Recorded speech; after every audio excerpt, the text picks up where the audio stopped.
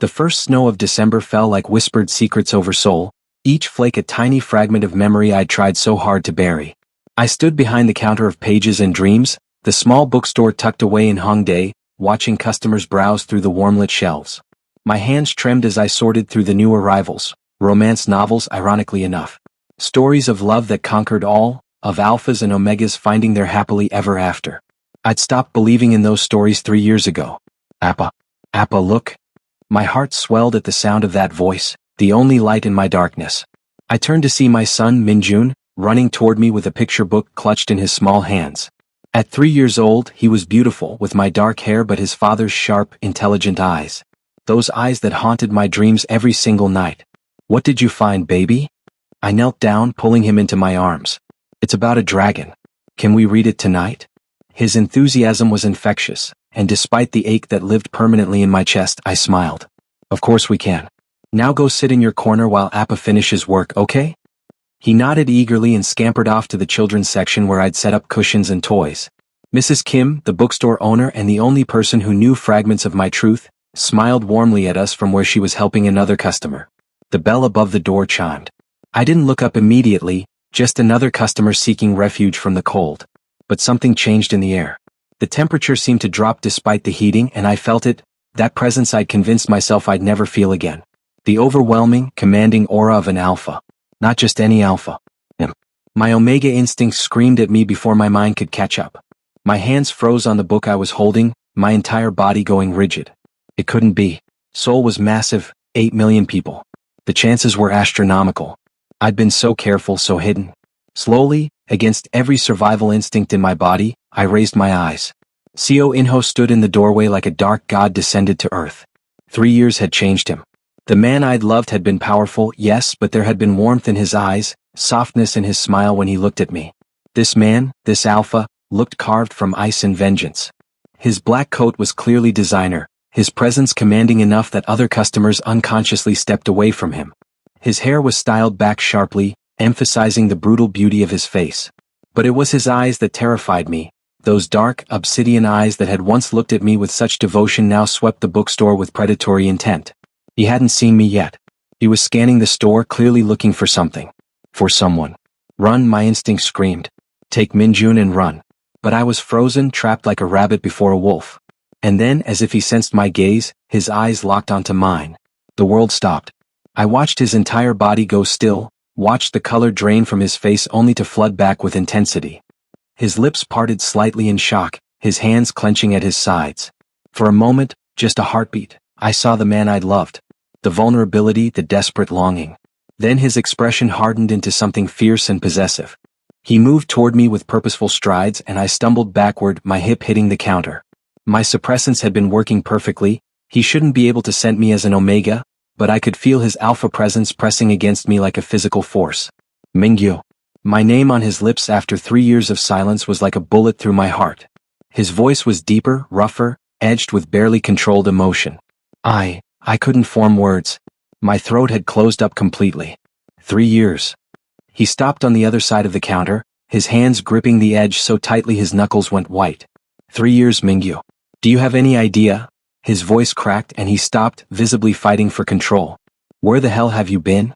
Inho, please, I managed to whisper. Please what? Please leave? Please pretend I didn't find you? His laugh was bitter, broken. I searched everywhere. Every city, every town. I tore apart our entire world looking for you. And you were here? In Seoul? All this time? Tears burned my eyes but I couldn't let them fall. Not here. Not now. You need to leave, I said, forcing strength into my voice I didn't feel. Please, Inho. Just go. Never. The word was absolute, final. I'm never letting you disappear again. We're going to talk, Mingyu. We're going to. Appa.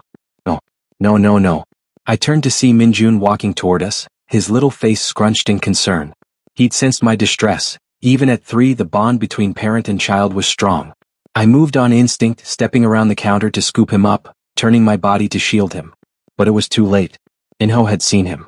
I watched in horror as Inho's gaze locked onto Minjun, watched as his eyes widened, as he took in every feature of my son's face. Our son's face. There was no denying it. Minjun looked exactly like Inho had in the childhood photos he'd once shown me. The same eyes, the same sharp jaw even at this young age, the same way his hair fell across his forehead. The sound Inho made was barely human, a wounded, desperate noise that came from somewhere deep in his soul. Mingyu. His voice shook. Is he? I held Minjun tighter, feeling him squirm in my arms. Who's that Appa? Why does he look sad? Mingyu, answer me. Inho's alpha command bled through, making every Omega instinct in me want to submit, to obey. I fought against it with everything I had. Please, I whispered, tears finally spilling over. Please don't do this here. Something in my broken plea seemed to reach him. He blinked, and I saw him consciously pulling back his alpha presence, though his entire body trembled with the effort. My office, Mrs. Kim said quietly from beside us. I hadn't even heard her approach. Take this conversation somewhere private. Now. Inho's eyes never left Minjun's face, and the naked longing there nearly broke me all over again. Is he mine? He asked again, softer this time. Pleading. I looked at my son, our son, seeing Inho in every feature, and I couldn't lie. Not about this. Yes, I whispered. He's yours. Inho's knees actually buckled. He caught himself on a bookshelf, his breathing harsh and uneven. When he looked at me again, his eyes were bright with unshed tears. I have a son, he said wonderingly. We have a son. And you kept him from me. The accusation in his voice was justified, but it still cut deep. It's not that simple, I started, but Minjun interrupted. Appa, you're crying. Don't cry. He reached up to wipe my tears with his tiny hands, and I saw Inho flinch at the gesture, at the easy affection between us that he'd missed. Come, Mrs. Kim said firmly, gesturing to the back office. All of you. Now, before you traumatize my other customers. With shaking legs, I carried Minjun toward the office, feeling Inho's presence behind me like a brand. The weight of 3 years of secrets, 3 years of fear, 3 years of longing pressed down on my shoulders. Longing pressed down on my shoulders. The moment of reckoning had arrived, and I had no idea if any of us would survive it. Mrs. Kim's office was small, cramped with books and paperwork, but right now it felt suffocating. I sat on the worn couch with Minjun on my lap, while Inho stood by the door as if afraid he might lose us if he wasn't blocking the exit. His eyes hadn't left our son since we'd entered the room. Minjun, baby, why don't you color for a bit? I pulled out the small bag of crayons and paper I always kept with us. Appa needs to talk to this man. Okay, Appa. He settled on the floor, spreading his supplies around him with the unconscious ease of a loved child. My heart clenched. I tried so hard to give him a good life, to make up for the father I'd stolen from him. Inho finally looked at me, and the intensity in his gaze made me want to shrink back. His name, Inho said hoarsely. Tell me his name. Cha Minjun, I answered quietly. He just turned 3 last month. I watched Inho do the math, watched the realization dawn. You were pregnant. When you left, you were already pregnant with my child. It wasn't a question, but I nodded anyway. Why? The single word carried the weight of years of anguish. Why would you leave? Why would you take my child and disappear without a word? I woke up and you were just gone. No note, no explanation. Do you have any idea what that did to me? Inho? I thought you were dead. His voice rose before he caught himself, glancing at Minjun, who was absorbed in his coloring. When he spoke again, his voice was lower but no less intense. For months, Mingyu. For months I thought someone had hurt you, killed you. I couldn't eat, couldn't sleep. I used every resource I had to find you. And when I couldn't... He ran a hand through his hair, the careful styling coming undone. I threw myself into work because it was the only thing that kept me from going insane. Guilt ate at me like acid. I'd known leaving would hurt him, but I'd convinced myself it was necessary, that it was the only way to keep him safe. There was a threat, I said quietly. Alpha Kong Jaiwan. He came to me the night before I left. Inho's entire body went rigid. Jaiwan? That bastard was involved with this. He said, my voice broke and I had to swallow hard before continuing. He said if I didn't leave Seoul, didn't disappear completely, he would make sure you were destroyed. Not just professionally, but he threatened your life, Inho. He had photos, evidence of the business deals you were working on, things that could have been twisted to look illegal. He said he would kill you and make it look like suicide. So you just believed him? Just left. Inho's voice was incredulous. He had already hurt people to get to you. That Omega you were helping, Juun, he ended up in the hospital after Jaiwan's men attacked him. I couldn't. Tears streamed down my face. I couldn't risk your life. And then I found out I was pregnant, and I knew if Jaiwan discovered that, he would use our baby as leverage. So I ran. I changed my name, suppressed my Omega scent, and I ran. Inho crossed the room in 2 strides, falling to his knees in front of me. His hands hovered near my face, not quite touching, as if he was afraid I'd vanish if he did. You should have told me, he said roughly. We could have faced it together. I would have protected you. Both of you. You would have gone after Jaiwan, I countered. You would have torn the city apart and he would have killed you for it. You know I'm right, Inho. I know how you are, how passionate you get, how you can't let things go. You would have declared war and he had the resources to win. His jaw clenched because he knew I was right. The Inho I'd loved had been intense, obsessive in his devotion to those he cared about. If he'd known about the threat, about the baby, there would have been nothing and no one who could have stopped him from confronting Jaiwan. Apple, look. I drew a dragon. Minjun held up his picture proudly and we both turned to look. It was a chaotic mess of red and blue crayon, the way only a 3-year-old's drawing could be, but to me it was perfect. It's beautiful, baby, I said softly. Inho stared at our son with such longing it hurt to witness. Can I talk to him? Fear spiked through me, but I couldn't deny him this. Slowly I nodded. Inho moved carefully, lowering himself to the floor near Minjun. That's a very fierce dragon, he said gently. What's his name? Minjun looked up at him with those familiar eyes, Inho's eyes, studying the alpha with a child's innocent curiosity. I didn't give him a name yet. Do you know about dragons? I do, Inho replied, his voice thick with emotion. I used to love dragons when I was your age. Really? Minjun's face lit up. My appa says I like the same things my father liked, but I never met him. I saw Inho's hands clench, saw him fighting for control. Your father? Do you want to know about him? Minjun, I interrupted quickly. Why don't you go show Mrs. Kim your dragon? I'm sure she'd love to see it. He pouted slightly but obeyed, gathering his picture and running out of the office. The moment the door closed behind him, Inho turned on me. He doesn't know, he said flatly. You never told him about me. How could I? I shot back. How do I explain to a child that his father doesn't know he exists? That I ran away before he was born? You could have contacted me, Inho said, his voice rising again. At any point in the last 3 years you could have reached out. Told me I had a son. And lead Jaiwan right back to us? He had people watching you, Inho. Any contact would have exposed us. Jaiwan is dead, Inho said bluntly. The world tilted. What? He died 2 years ago. Car accident. Or at least that's what the official report said. Inho's smile was cold, dangerous. The point is he's been gone for 2 years, Mingyu. Whatever threat he posed died with him. And you've been here, hiding, keeping my son from me for no reason.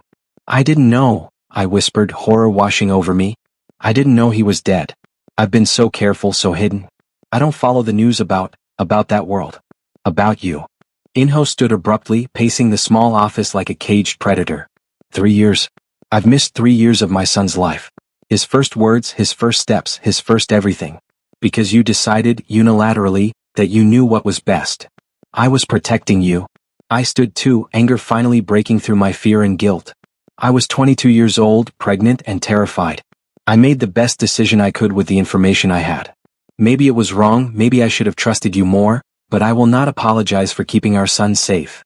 We stood there, breathing hard, years of pain and longing crackling in the air between us. And underneath it all, I felt it, the bond that had never truly broken. The Alpha and Omega connection that had drawn us together from the very beginning. I never stopped looking for you, Inho said quietly. Never stopped loving you. Even when everyone told me to move on, to accept that you were gone. I couldn't. Because I knew in my soul, that you were out there somewhere. That we weren't finished. Inho. I breathed his name like a prayer and a curse. He closed the distance between us, and this time his hands did touch my face, cradling it gently. His touch sent electricity through my body, my Omega instinct singing with recognition and need. I'm not losing you again, he said with absolute certainty. You and Minjun, you're mine. You've always been mine.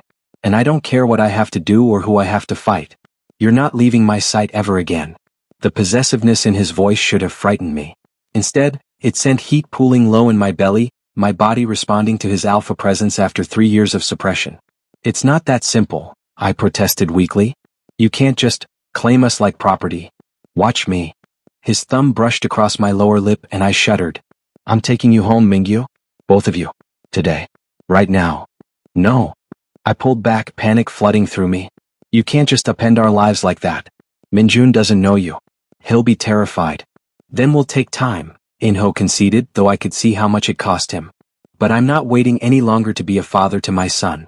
And I'm not letting you out of my sight until I'm absolutely certain you won't run from me again.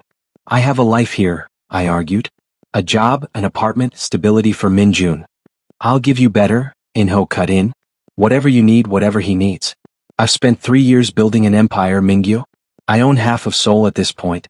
Let me take care of you. Let me take care of both of you. Please. The please undid me. This powerful, commanding alpha begging me to let him in. I'm scared, I admitted in a whisper. What if Jaiwan had accomplices? What if there are others who might come after us? Then I'll destroy them, Inho said simply. Anyone who even thinks about threatening my family will learn exactly why I'm feared in this city. But you have to trust me, Mingyu. You have to let me protect you this time. I wanted to. God, I wanted to so badly. But 3 years of hiding, of looking over my shoulder, had taught me that trust was a luxury I couldn't afford. Can we? I struggled to find a compromise. Can we take this slowly? Let Minjun get to know you first? He's just a baby, Inho. I don't want to traumatize him.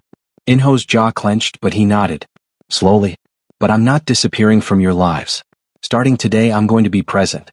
I'm going to learn everything I've missed about my son. And I'm going to remind you why you fell in love with me in the first place. The promise in his eyes made my heart race. This was dangerous territory. Inho had always been intense, obsessive even, but this felt different. Darker. More consuming. Before I could respond, the door burst open and Mrs. Kim entered with Minjun. I hate to interrupt, but we have a situation. What kind of situation? Inho asked, immediately alert. There are men outside asking questions. About Mingyu and the child.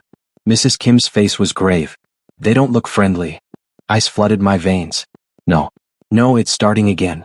Inho's entire demeanor changed in an instant, shifting from conflicted lover to lethal predator. How many? 3 that I saw, Mrs. Kim replied. Inho pulled out his phone, making a call with quick efficiency. Unicio, I need a team at my location. No. We have a situation. He paused, listening. No, I found him. And we have a problem. 5 minutes. Don't be late. He hung up and turned to me, his expression fierce. Pack whatever you need for tonight. You're both coming with me and I don't want to hear any arguments. We'll discuss everything else later, but right now my priority is keeping you safe. For once I didn't argue. The fear I'd lived with for 3 years came roaring back, and my only instinct was to protect my son. Okay, I agreed. Okay. Inho's expression softened marginally. I've got you, he promised. Both of you. I've got you. As I gathered Minjun close and grabbed my bag, I could only pray that he was right. Because the alternative, losing my son, losing Inho again, was unthinkable. The war for our family had begun, and I had the terrifying feeling that things were going to get much worse before they got better. Inho's penthouse apartment was a testament to the empire he'd built in my absence. Sleek, modern, and occupying the entire top floor of one of Seoul's most exclusive buildings. Floor-to-ceiling windows offered a breathtaking view of the city lights, and the interior was all clean lines and expensive furnishings. It felt like stepping into another world. Minjun clung to my hand as we entered, his eyes wide with wonder and uncertainty. Appa, where are we? This is a safe place, I answered carefully, shooting a glance at Inho. His security team had extracted us from the bookstore with military precision, and the ride over had been tense and silent. This is my home, Inho said gently, kneeling down to Minjun's level. And I'm hoping it can be your home too. Would you like to see your room? Minjun looked at me for permission and I nodded despite my reservations. Inho stood, extending his hand to our son. After a moment's hesitation, Minjun took it, and I watched something fundamental shift in Inho's expression. A vulnerability, a tenderness I hadn't seen since before I'd left. Come on, Inho said softly. I think you're going to like this. He led us down a hallway to a room that took my breath away. Inho must have had it prepared in the few hours since finding us. The walls were painted with a mural of dragons and castles. There were bookshelves already stocked with children's books, a toy chest overflowing with new toys, and a bed shaped like a race car. Whoa, Minjun breathed, releasing both our hands to run into the room. Appa, look at all the dragons. I turned to Inho, shock written across my face. How did you? I made some calls while Yuneo was driving you over, he said quietly. I might have gone overboard, but I wanted him to feel welcome. Wanted him to want to stay. The vulnerability in his admission made my throat tight. Inho? Appa, can I play with the toys? Minjun called out, already pulling items from the chest. Yes, baby. But just for a little while, okay? It's almost bedtime. As Minjun began enthusiastically exploring his new room, Inho gently took my arm and guided me to the doorway where we could watch our son but talk privately. "We need to discuss what happened at the bookstore," Inho said, his voice low and serious. "Those men asking questions. Do you have any idea who sent them?" I shook my head, fear curling in my stomach. I thought, with Jaiwan dead, I thought we were safe. But what if he told others about us? What if? Hey. Inho's hand came up to cup my cheek, his touch achingly familiar. "I'm not going to let anyone hurt you or Minjun. I have my best people looking into who those men work for. By morning we'll have answers." "And then what?" I asked, leaning into his touch despite my better judgment. "We can't run forever, Inho. I won't put Minjun through that." "Then we don't run," Inho said firmly. "We fight. Together this time. No more secrets, no more running. You're not alone anymore, Mingyu." I wanted to believe him. God, I wanted to believe him so badly. "I'm sorry," I whispered. "For everything. For leaving, for keeping Minjun from you, for—" "Stop." Inho's thumb brushed away a tear I hadn't realized had fallen. "We'll have time to work through all of that. Right now I just need you here. Say, with me." The moment hung between us, charged with 3 years of longing and loss. His gaze dropped to my lips and I saw the hunger there, the desperate need that mirrored my own. "Inho," I breathed, but I didn't know if it was a warning or an invitation. "Appa, I'm sleepy," Minjun announced, rubbing his eyes. The excitement of the new room had worn off, revealing the exhausted child beneath. Inho pulled back immediately and I felt the loss of his touch like a physical ache. "Let's get you ready for bed then, little dragon." The next hour was domestic and surreal, bathing Minjun in Inho's massive bathroom, dressing him in new pajamas that had mysteriously appeared, and tucking him into his new bed. Inho watched every moment with an intensity that should have been uncomfortable but somehow wasn't. "Will you stay?" Minjun asked sleepily, looking at Inho. "While I fall asleep?" I saw Inho's breath catch. "If your Appa says it's okay." Minjun turned those pleading eyes on me and I couldn't say no. "Of course, baby." I started to sing the lullaby I'd sung to him every night since he was born, and I felt rather than saw Inho settle into the chair beside the bed. By the second verse, Minjun's eyes were closed, his breathing evening out into sleep. I stood carefully, pressing a kiss to his forehead, and gestured for Inho to follow me out. Once we were in the hallway with the door cracked open, the weight of everything crashed over me. "I can't believe this is real," I said, my voice shaking. "After 3 years of hiding, of being so careful, you found us in one day." "I was going to every bookstore in Seoul," Inho admitted. "You always loved books. It was a long shot but I had to try. And then I walked in and saw you and I—" He ran a hand through his hair, a gesture of frustration I remembered so well. "I thought I was hallucinating at first, that my mind had finally broken from searching. I never forgot you," I confessed. "Not for a single day. Every time Minjun smiled, every time he laughed, I saw you. And it hurt so much because I thought I'd never see you again, but I couldn't regret having him. He's the best thing that ever happened to me. The best thing that ever happened to us," Inho corrected. "And now that I've found you both, I'm never letting go. You need to understand that, Mingyu. I'm not the same man you left 3 years ago. I'm harder now, more ruthless. What I want, I take. And I want you, both of you, more than anything else in this world." The possessiveness in his voice sent heat through my body, awakening needs I'd suppressed for so long. My Omega instincts recognized his alpha call, responding in ways I couldn't control. I felt my sense start to leak through my suppressants, sweet and inviting. Inho's eyes darkened, his nostrils flaring as he caught it. "Mingyu," he growled, a warning and a plea.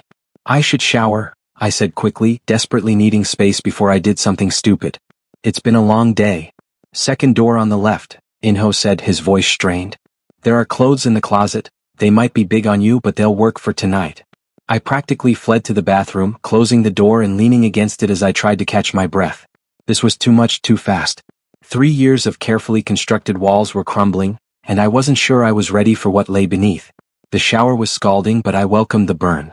As water cascaded over my body, I finally let myself feel everything I'd been holding back. The fear, the relief, the desperate longing. I'd missed Inho so much it had become a physical ache, a constant companion that never quite faded. When I emerged, wrapped in one of Inho's shirts that fell to mid-thigh, I found him in the living room staring out at the city. He'd changed too, now wearing sleep pants and a thin t-shirt that showed off the muscular frame he'd developed in my absence. He turned as I approached, and the naked want in his eyes made my knees weak. "You're wearing my shirt," he observed, his voice rough. "You said there were clothes in the closet." I replied, suddenly self-conscious. I didn't say I was complaining. He moved toward me with predatory grace. Do you have any idea how many times I dreamed of seeing you in my clothes again? Having you in my space, surrounded by my scent. I should have stepped back. Should have maintained distance. Instead, I found myself moving closer. Inho, we should talk about. No more talking, he interrupted, now close enough that I could feel the heat radiating from his body. Not tonight. Tonight I just need to know you're real. That you're here. His hand came up to cup my face, and this time I didn't pull away. 3 years of loneliness, 3 years of longing rose up and consumed me. I'm here, I whispered. I'm real. That was all the permission he needed. Inho's lips crashed onto mine with 3 years of desperation behind them. The kiss was fierce, claiming perfect. His tongue swept into my mouth as his hands tangled in my damp hair, pulling me closer. I melted into him, my hands fisting in his shirt as I kissed him back with equal hunger. We broke apart panting, and Inho rested his forehead against mine. I missed you, he breathed. Every single day I missed you so much I thought I'd die from it. I'm sorry, I said again, tears sliding down my cheeks. I'm so sorry. Show me, he demanded, his voice dropping to that commanding alpha tone that made my omega instincts sing. Show me you're sorry. Show me you want this, want us as much as I do. This was a terrible idea. We had so much to work through, so many conversations to have. But 3 years of denial, of suppressing every natural instinct, of being alone and afraid, it all shattered in the face of his demand. Yes, I whispered. Yes, I want this. I want you. Inho's control snapped. He lifted me easily, my legs wrapping around his waist as he carried me toward his bedroom. The kiss never broke, growing more desperate with each step. By the time we reached his bed, we were both trembling with need. He laid me down with surprising gentleness given the fire burning between us, his body covering mine as his hands roamed over my body, relearning curves and planes he'd once memorized. Tell me to stop, he said against my throat, his teeth grazing the sensitive skin there. Tell me if this is too fast, if you need more time. Don't stop, I gasped as his hands slid under the shirt I wore, his fingers tracing patterns on my bare skin. Please Inho, don't stop. His responding growl was pure alpha satisfaction. Mine, he said fiercely. You're mine, Mingyu. Say it. Yours, I agreed breathlessly. I'm yours. I've always been yours.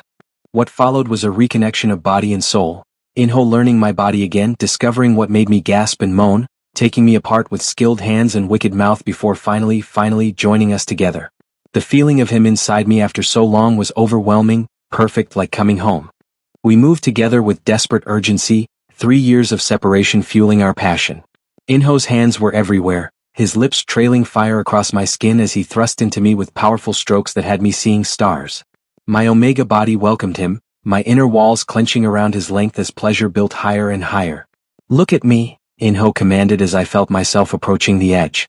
I want to see your eyes when you come apart from me. I forced my eyes open, meeting his intense gaze as he drove into me harder, faster. The connection between us was electric, overwhelming, perfect. Inho. I cried out as orgasm crashed through me, my body convulsing with pleasure.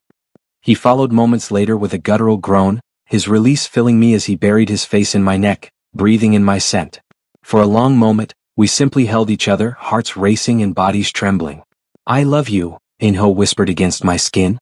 I never stopped loving you. Not for a single moment. Tears spilled down my temples into my hair.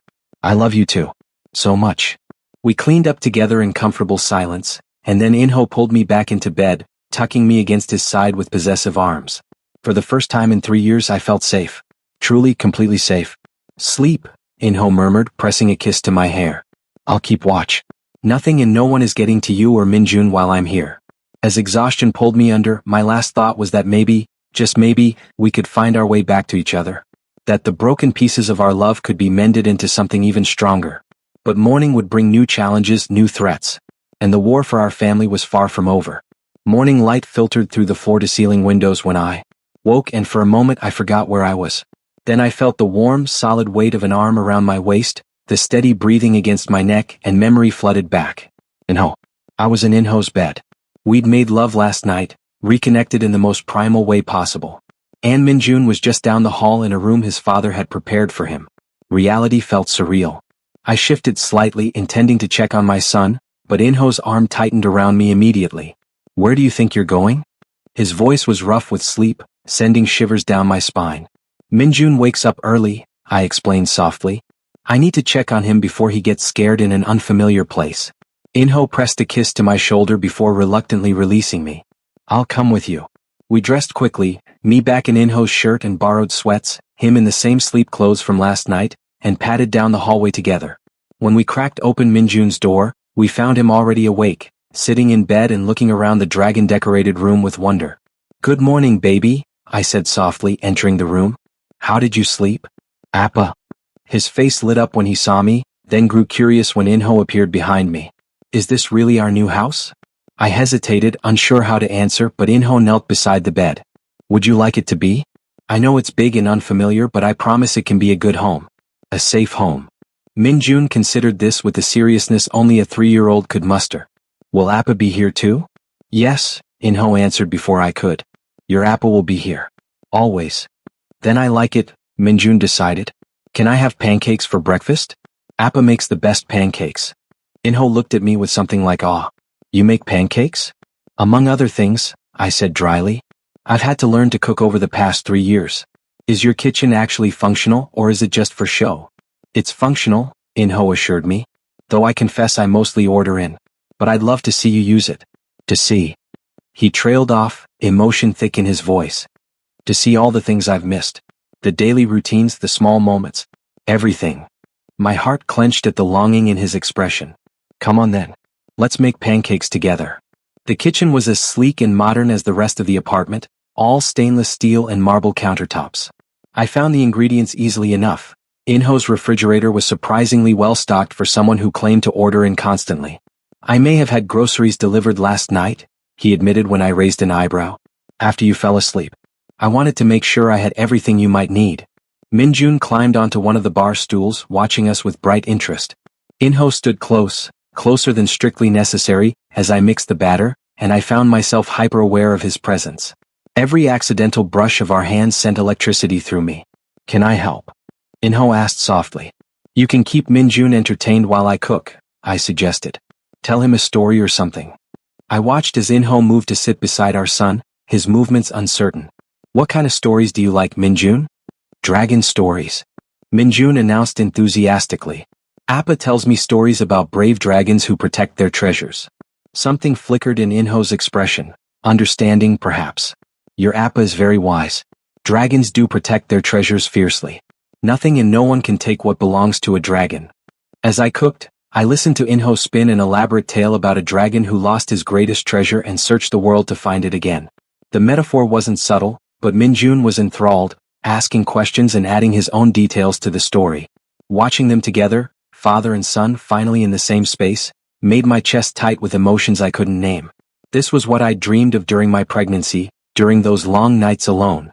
The family we could have been. The family we might still become. We were halfway through breakfast when Inho's phone buzzed. His expression darkened as he read the message. What is it? I asked, immediately anxious. Yunhyo has information about the men from yesterday, Inho said, his voice carefully neutral. But I could see the tension in his shoulders. I need to take this call. Will you two be alright for a few minutes? We'll be fine, I assured him, though fear curled in my stomach.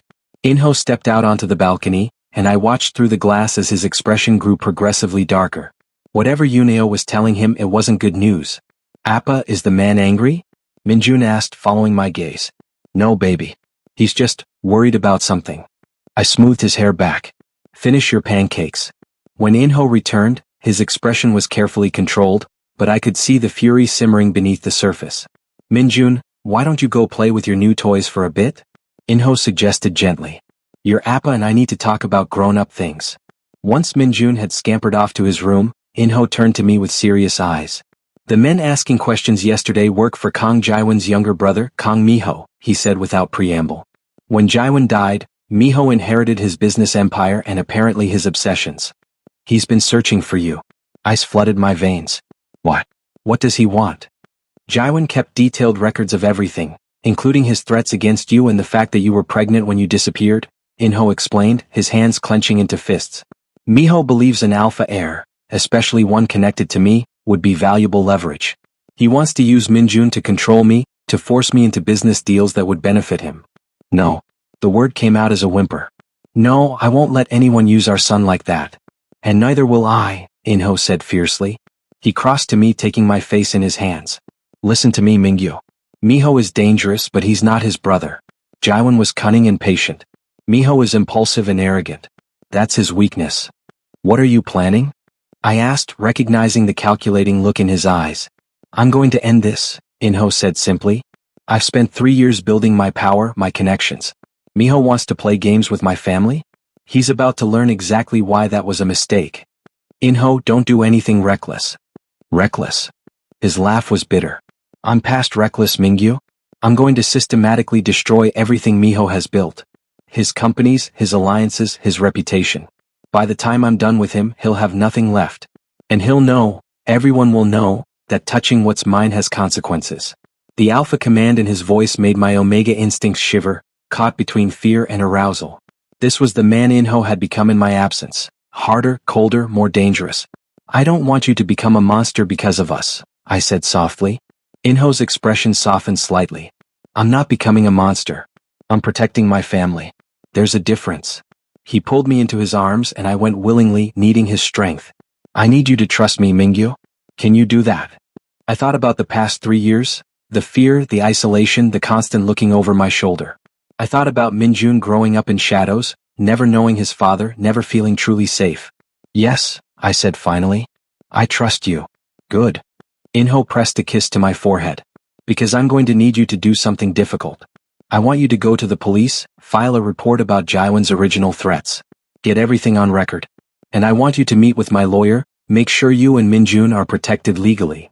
You're building a case against Miho, I realized. I'm building a fortress around you, Inho corrected. Legal protections are just the first wall. While you're doing that, I'll be handling the rest.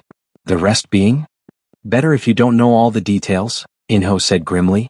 Plausible deniability and all that. But know that by the end of the week, Miho won't be a threat anymore. A knock on the door interrupted us. Inho's entire body went on alert, but he relaxed slightly when he checked his phone. It's Uniso, he said. And someone else you should meet. He opened the door to reveal a tall, elegant alpha woman with sharp eyes and an air of competence. Behind her was Uniso, Inho's head of security, a beta with the build of a boxer and the eyes of someone who'd seen too much. Mingyu, this is attorney Kim Sarah, Inho introduced. The best lawyer in Seoul. Sarah, this is Cha Mingyu, my Omega and the mother of my son. Sarah's expression remained professionally neutral, but I saw curiosity flicker in her eyes. Mr. Cha, it's a pleasure. Inho has told me some of your situation. I'm here to help. And this is Yunseo, Inho continued. He'll be coordinating your security from now on. Security? I repeated. You and Minjun will have a protection detail whenever you leave this apartment, Inho said firmly. Non-negotiable. Until Miho is dealt with, I'm not taking any chances. I wanted to argue, but the logic was sound. All right. But I want them to be discreet. I don't want Minjun scared. Of course, Yunio spoke for the first time, his voice surprisingly gentle. We'll make it look like casual outings. He won't even notice. Sarah pulled out a tablet. Now, let's discuss the legal protections we need to put in place. First, I'd recommend filing for a protection order against Kang Miho specifically. The next 2 hours were a whirlwind of legal terminology and strategic planning. Sarah was thorough and brilliant, thinking of angles I never would have considered. By the time she left, I felt simultaneously more secure and more overwhelmed. Appa. Minjun ran back into the living room. I'm bored. Can we go to the park? I looked at Inho helplessly. The idea of leaving the safety of the apartment terrified me, but I couldn't keep Minjun locked up like a prisoner. Actually, I have a better idea, Inho said. How would you like to see where your Appa works? I have a very tall building with a special play area on my floor. And maybe afterward we can go get ice cream. Minjun's eyes went wide. Really? Can we Appa? Please? I looked at Inho, seeing the hope and determination in his eyes. He was trying, really trying, to build a relationship with our son. How could I deny him that? All right. But we need to get Minjun changed first. Already taken care of, Inho said, gesturing to shopping bags I hadn't noticed Yunio bring in. Clothes in his size, toys, everything he might need. I may have gone a bit overboard. I opened the bags to find expensive children's clothing, designer labels I'd never dreamed of affording. Inho, this is too much. It's not enough, he interrupted. It will never be enough to make up for the 3 years I missed. Let me do this, Mingyu. Let me spoil my son. Please. When he put it like that, how could I refuse?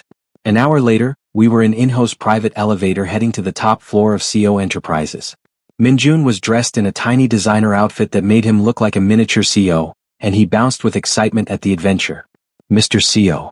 The receptionist's eyes widened when the elevator doors opened. We weren't expecting you today, she trailed off when she saw Minjun and me, shock written across her face. Clear my schedule for the day, Inho said smoothly. And please ensure we're not disturbed unless it's an emergency. Also, put out a company-wide memo, anyone who bothers my family today is fired. Why is sir? She stammered, already reaching for her phone. Inho's office was as impressive as his apartment. A corner office with panoramic views of Seoul, modern furniture and subtle displays of wealth and power. But what caught my attention was the small section that had been set up with children's furniture, toys and books. When did you? I started to ask. This morning, Inho admitted. I had my assistant handle it while we were having breakfast. I wanted Minjun to feel comfortable here too. This is his father's workplace. He should feel like he belongs. Minjun was already exploring, exclaiming over each new discovery. I watched him, my heart full and aching at the same time.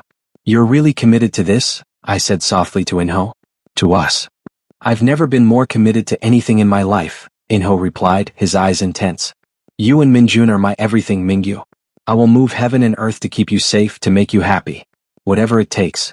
What if I can't be what you need? The fear I'd been holding back finally spilled out. What if I'm too broken from 3 years of hiding? What if I can't be a proper Omega for you? Inho turned me to face him, his hands gentle on my shoulders. You don't need to be anything other than yourself. I fell in love with you, exactly as you are. Strong, stubborn, fiercely protective of those you love. That hasn't changed. And whatever healing you need, whatever time you need, I'll wait. We'll work through it together. Look, Appa. Minjun called out, holding up a toy. It's a dragon that transforms into a robot. I laughed through my tears and Inho pulled me into a gentle embrace. We're going to be okay, he murmured against my hair. All of us. I promise. For the first time since this whole nightmare began 3 years ago, I let myself believe him. But my moment of peace was shattered when Inho's office phone rang. He answered it with a frown. What? When? His expression grew dark. Locked down the building. No one in or out without clearance. I'm on my way down. He hung up and turned to me, his face grave. Miho is here. In the lobby. He's demanding to see me and he's brought a lawyer and reporters. Terror seized me. He's going public. He's trying to, Inho corrected. But he's made a critical error. He's on my territory now. Unicio is already handling the reporters, they'll be escorted out. But I need to deal with Miho directly. I'm coming with you, I said firmly. Mingyu? He's doing this because of me, because of Minjun. I won't hide while you face him alone. Inho looked torn but finally nodded. Stay behind me.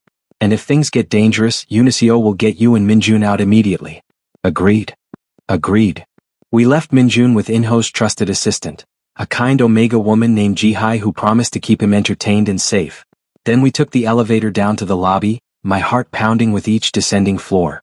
When the doors opened, I saw him immediately. Kang Miho looked like a younger, crueler version of his brother. He had the same sharp features, the same cold eyes, but where Jaiwan had been calculating, Miho radiated barely controlled violence. Co Inho, Miho drawled, his alpha presence flooding the space. Finally decided to face me? You're trespassing on private property, Inho said coldly. You have 30 seconds to leave before security removes you. I don't think so. Miho's smile was vicious.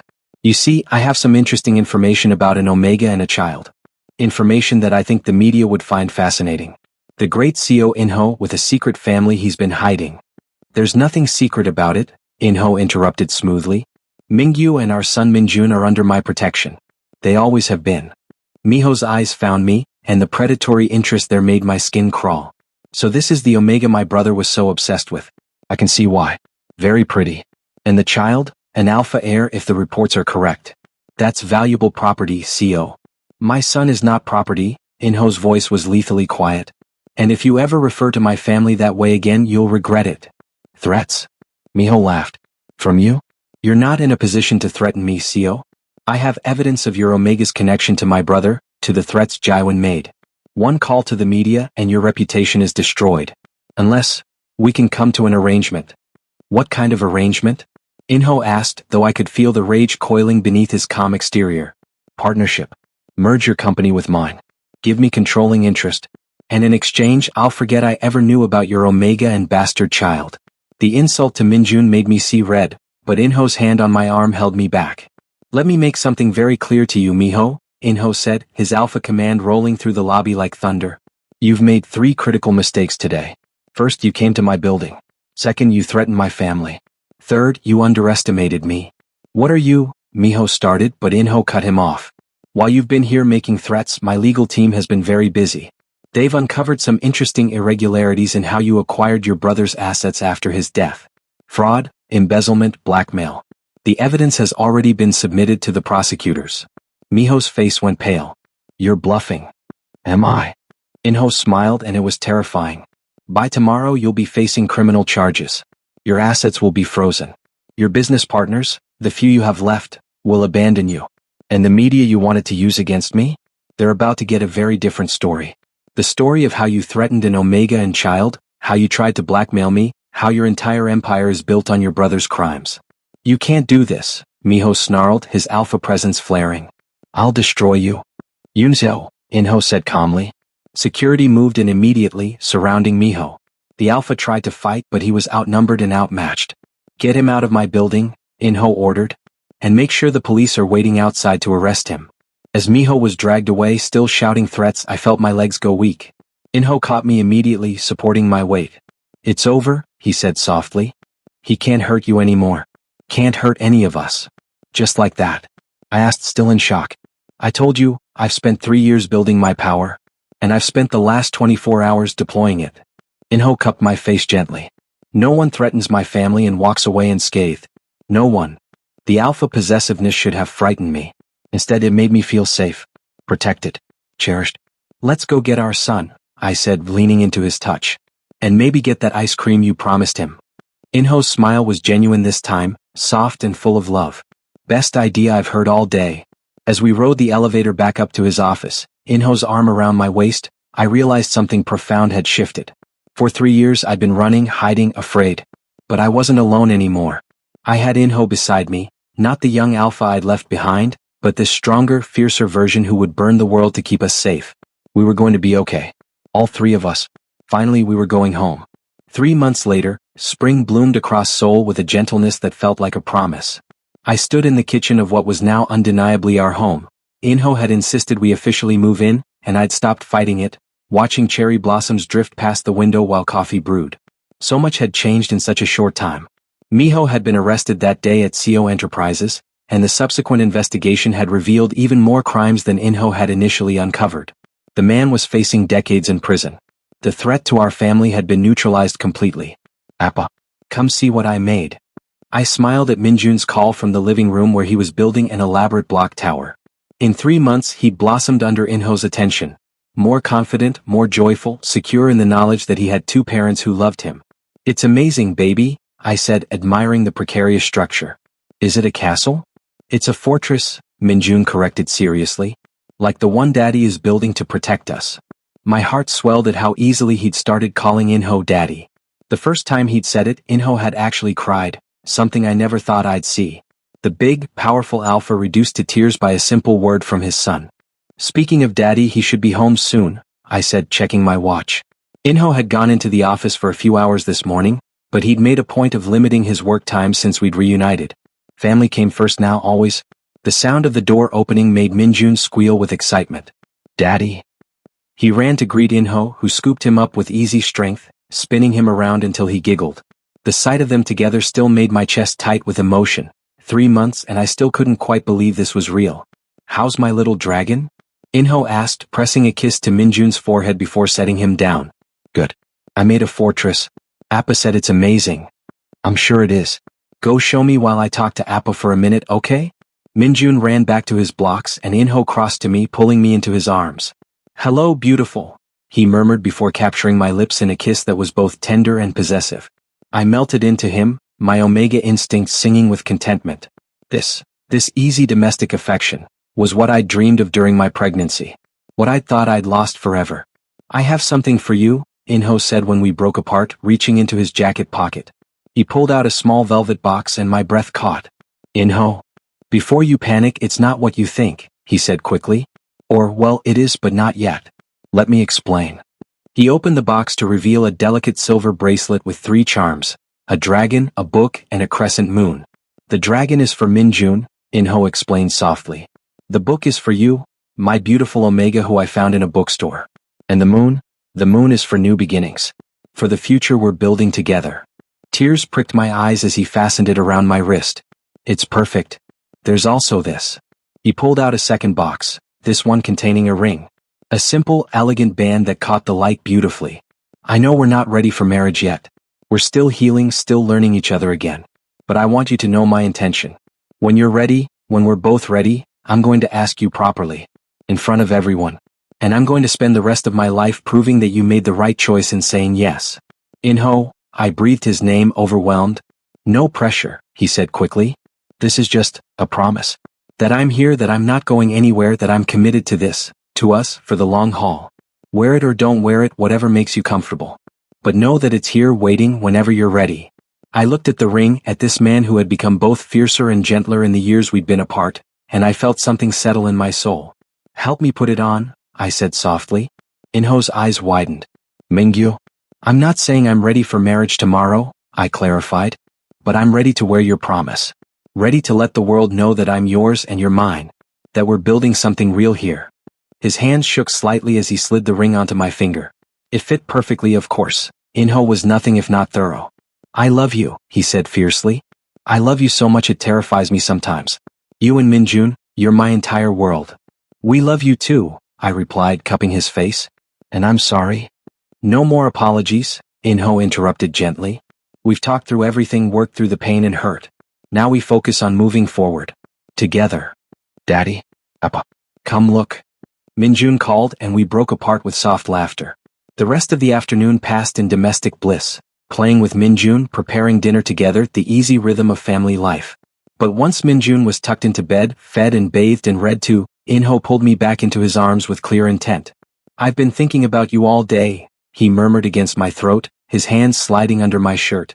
How beautiful you looked this morning, how much I wanted to skip work and just spend the day worshipping your body.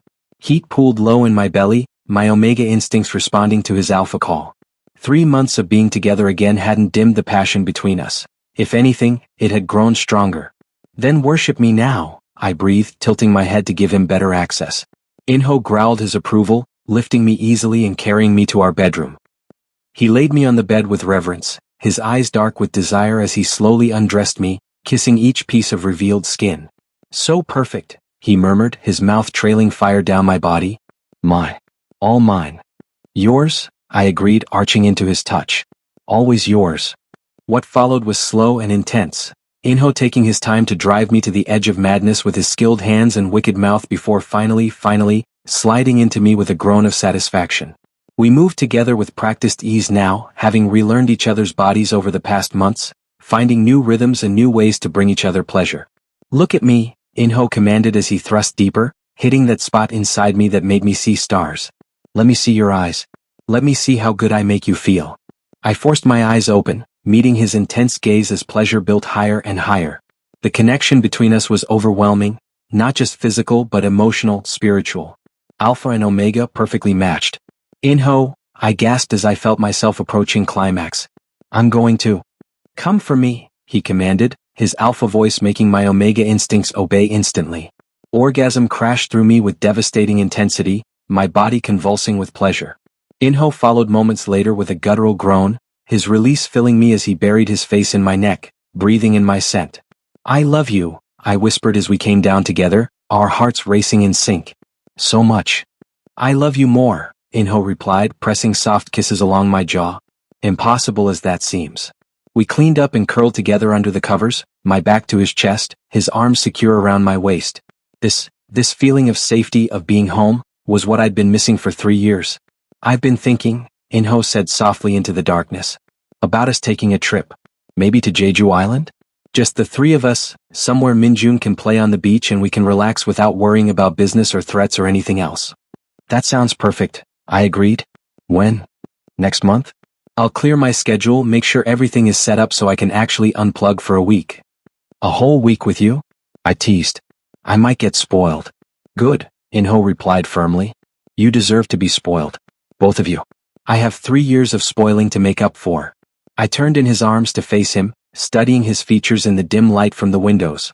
You know you don't actually have to make up for anything, right? We're here now. We're together.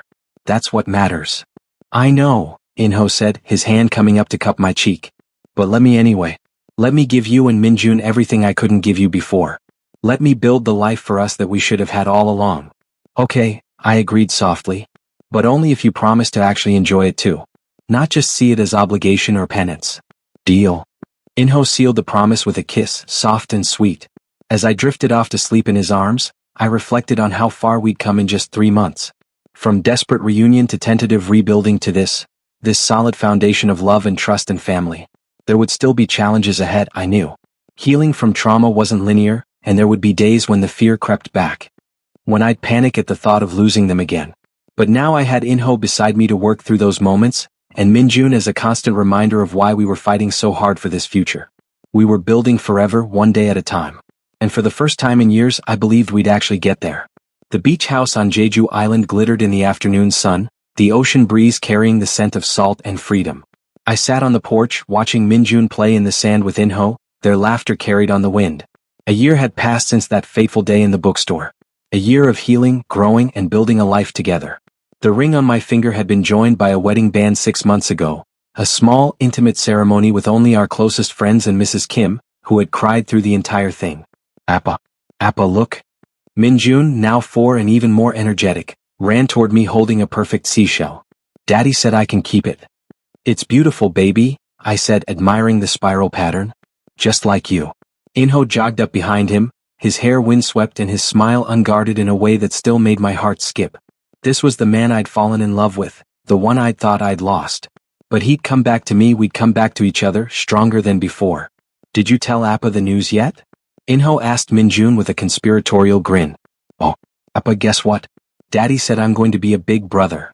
It took a moment for the words to register. Then my hand flew to my stomach, still flat but not for much longer. We just found out last week, had been planning how to tell Minjun. You told him, I said, fighting back tears of joy. He guessed actually, Inho admitted, sitting beside me on the porch steps. Apparently he's more perceptive than we thought. Asked this morning why you smelled different. Minjun climbed into my lap, his hand joining mine on my stomach. I'm going to be the best big brother ever. I'll teach the baby about dragons and protect them from everything. I know you will, baby, I said, pressing a kiss to his forehead. You're already amazing. Inho wrapped his arms around both of us and we sat there as a family, soon to be 4, watching the waves roll in. A year ago I thought I'd lost everything. Now I had more than I'd ever dreamed possible. Happy. Inho murmured against my ear. Impossibly so, I replied honestly. You? More than I can put into words. He pressed a kiss to my temple. Thank you for coming back to me. For giving us this chance. Thank you for finding me, I countered. For never giving up even when it would have been easier to. Never, Inho said firmly. In this life and every life after, I'll always find you. You're my home, Mingyu. You and our children. Nothing will ever change that. Minjun wiggled out of my lap, running back toward the ocean with renewed energy. Daddy, come help me build a sand fortress. Inho stood with a laugh, extending his hand to me. Come on, my love. Let's build a fortress. I took his hand, letting him pull me to my feet, and together we followed our son down to the beach. Building fortresses, building futures, building a family. After years of fear and hiding, after threats and separation, after heartbreak and loss, we had finally found our way to this moment. Peace, joy, love. As I watched Inho lift Minjun onto his shoulders, as I heard their combined laughter mix with the sound of the waves, I placed my hand over my stomach where new life was growing. Another child who would know both parents from the start. Another piece of our forever. The sun began to set, painting the sky in shades of pink and gold, and Inho came back to me, taking my hand and pulling me into a gentle kiss. I love you, he said against my lips. Today, tomorrow, always. Always, I agreed, wrapping my arms around his neck. You, me, and our family. Forever. Minjun tugged on Inho's pants. Can we have a campfire tonight? And tell stories? Absolutely, Inho agreed, scooping him up again. We'll roast marshmallows and tell dragon stories until the stars come out. The best kind of stories. Minjun declared. As we walked back to the beach house together, Inho carrying Minjun, his free hand clasped firmly in mine, I realized that this was the story I'd always wanted to tell. Not the one of fear and separation, but this one. The one about coming home. About love that survived everything thrown at it. About a family that refused to be broken. The Alpha who searched until he found his Omega. The Omega who learned to trust again. The child who brought them back together. And the future they were building, one perfect moment at a time. That night, as promised, we built a campfire on the beach. Minjun sat between us, his eyes wide as Inho spun an elaborate tale about a dragon who lost his treasure but never stopped searching, who fought every enemy and overcame every obstacle until he finally found what he'd been looking for. And they all lived happily ever after? Minjun asked sleepily, leaning against my shoulder. They did, Inho confirmed, meeting my eyes over our son's head. The dragon, his treasure, and their little dragon. Happy and safe and together, forever and always. I like happy endings, Minjun murmured, his eyes drifting closed.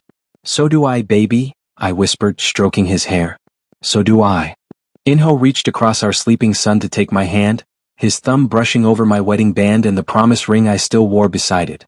In his eyes, I saw everything we'd been through reflected back at me, the pain, the fear, but also the love, the determination, the absolute certainty that we were meant to be together. Thank you, I said softly, for fighting for us, for never giving up, for showing me that happy endings are real. Thank you for being brave enough to come back, Inho replied, for trusting me with your heart again, with our children's futures. I promise you, Mingyu, I will spend every day for the rest of my life making sure you never regret it. I already don't, I assured him. This, right here, right now, this is everything I ever wanted. Everything I dreamed of during those long nights alone. You gave me back my faith in love and family in us. We sat there under the stars, our sleeping son between us, my free hand resting on the life growing inside me, and I felt complete. Oh, oh. The waves rolled in their eternal rhythm, the fire crackled softly, and somewhere in the distance, I heard the cry of a night bird. The world kept turning, life kept moving forward, but in this moment, everything was perfect. A year ago, I had been terrified, alone, convinced that happiness was something other people got to have. Now I knew better. Happiness wasn't something you found, it was something you built, brick by brick, day by day, with the people you loved. What are you thinking about? Inho asked softly. How lucky I am, I replied honestly. How grateful. How deeply, impossibly in love with you I still am. More than ever, actually. The feeling is entirely mutual, Inho assured me. You are my entire world, Mingyu. You and our babies. There is nothing I wouldn't do, no length I wouldn't go to keep you safe and happy. I know, I said, and I meant it. I trust you. Completely. Those words, I trust you, carried more weight than any declaration of love. Trust was what we'd lost and fought so hard to rebuild. Trust was what would carry us through whatever challenges lay ahead. Eventually, we carried Minjun inside to bed, tucking him in with his favorite dragon plushie. Then Inho led me to our room, closing the door softly behind us. Dance with me, he said suddenly, pulling out his phone and starting soft music. There's barely any room, I protested even as I moved into his arms. Don't need room, Inho murmured, pulling me close. Just need you. We swayed together in the moonlight streaming through the windows, his hands splayed protectively over my stomach where our second child grew. It was intimate, tender, perfect. I want to give you everything, Inho said quietly. Every dream you've ever had, every wish, every hope. Tell me what you want and it's yours. I already have everything I want, I replied, resting my head on his chest. You, Minjun, this baby, a safe home, a future. What more could I possibly need? Let me spoil you anyway, Inho insisted. It makes me happy. I laughed softly. Fine. But nothing extravagant. Save that energy for the kids. Deal. He pressed a kiss to the top of my head. Though I reserve the right to occasionally surprise you with extravagant things anyway. You're impossible, I said fondly. Impossibly in love with you, Inho corrected. There's a difference. The music changed to something slower, more sensual, and I felt the energy between us shift. Inho's hands began to wander, and I melted into his touch, my body responding to his alpha call. The doctor said it's safe, I whispered, reading his hesitation. That we can, as long as we're careful. Are you sure? Inho asked, his voice rough with barely restrained desire. I don't want to hurt you or the baby. You won't, I assured him, pulling his face down to mine. Make love to me, Inho. Show me that I'm still desirable even like this. You are the most beautiful thing I've ever seen, Inho said fiercely. Pregnant or not, you take my breath away. Every single day. He proved it with his body, laying me down on the bed with exquisite gentleness and worshipping every inch of me with hands and mouth. His touch was reverent, adoring, making me feel cherished and precious. When he finally entered me, it was with such care and tenderness that tears spilled down my cheeks. "I love you," I gasped as he moved inside me with slow, deep strokes. "So much. So impossibly much." "I love you more," Inho replied, his own eyes bright with emotion. "My Omega, my mate, my everything." We made love slowly, tenderly, our bodies moving in perfect synchronization. It wasn't about rushing toward pleasure but about connection, about reaffirming the bond between us. When we finally reached completion together, it felt like coming home. Afterward we lay tangled together, sweaty and satisfied and completely content. Inho's hand never left my stomach, his alpha instincts already protective of the life growing there. "Boy or girl?" I asked sleepily. "What do you think?" "Don't care," Inho replied immediately. "As long as they're healthy and have your smile." "Your eyes?" I countered. "Both our children have your beautiful eyes." "We make beautiful babies together," Inho agreed. "Think we should try for more after this one?" I laughed, swatting his chest. "Let me get through this pregnancy first before we start planning the next one." "Fair enough," Inho conceded.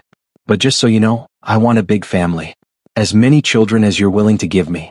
I want this house full of laughter and chaos and love." "Then that's what we'll have," I promised. "A big, beautiful, chaotic family. Our forever." "Our forever," Inho echoed, pressing a kiss to my forehead. "I like the sound of that."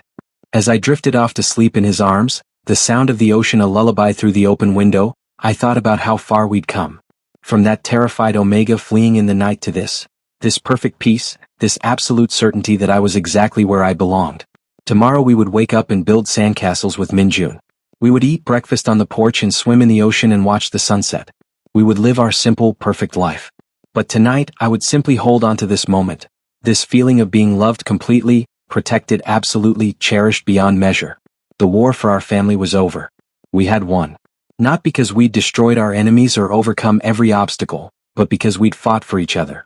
Because we'd chosen love over fear, trust over doubt, together over alone.